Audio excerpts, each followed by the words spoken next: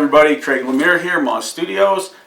This month my article is about shooting wedding bridals.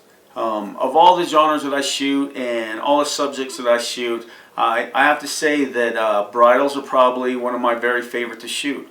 You know, and the reason is those dresses. You know, those girls come in with all kinds of cool dresses. You know, someone has short dresses, some have, you know, more mermaid style, some have these big giant extravagant trains, you know, some are covered in lace, you know, others are all crazy bedazzled, you know, so it just varies. In the article I talk about the 3 things that I look for when I'm shooting bridals.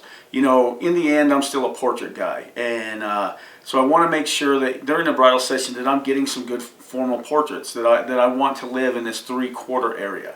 And I talk about the lighting setups for it. To me, your foolproof lighting setup is going to be the loop light. I mean, you can choose a Rembrandt if you want something a little more stoic, you know, but I really think that you can't go wrong loop lighting. You know, you just bring that box around at 45 until that shadow from the nose disconnects from the cheek and makes a little bit of a loop, and it's such an easy pattern to use, and your brides are going to love it. Like I said, it's still going to give you some direction so you have some depth in your image, but it's not going to be too crazy contrasty, so maybe you clip something out and lose those details.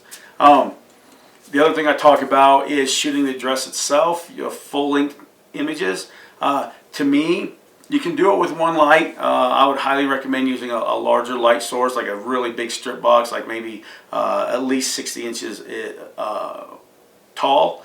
I take the grid out of it because you don't want it too directional. The other thing that I think is probably a better way to go is a 2-light setup.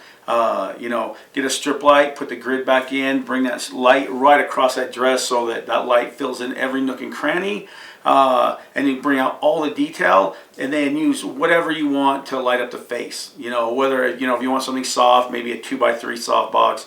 If you want something a little bit harder, maybe a 22-inch beauty dish. If you want a little softer, throw a sock on that beauty dish. If you want something really hard light, maybe use a snoot or barn doors. You know, and that's what I would do for that. The other thing I talk about is shooting the back of the dress. I think the back of the dress is really a cool look, especially if they have a really long train or something. And you can shoot it traditionally, you know, with 50 mil or 85 and just kind of get it to look okay. But for me, I think you really have an opportunity to be more creative if you get down low, put on your 24-70 or 16-35 and open that thing up to 16 mil or 24 mil and just make that dress look as long as possible and just distort it lengthwise. And so I talk about how I would like that and the settings that I would use. Anyway, I hope you guys get something out of the article this month and it helps you think about what you're doing a little more when you're shooting those brides. I'll talk to you guys next month. Thank you.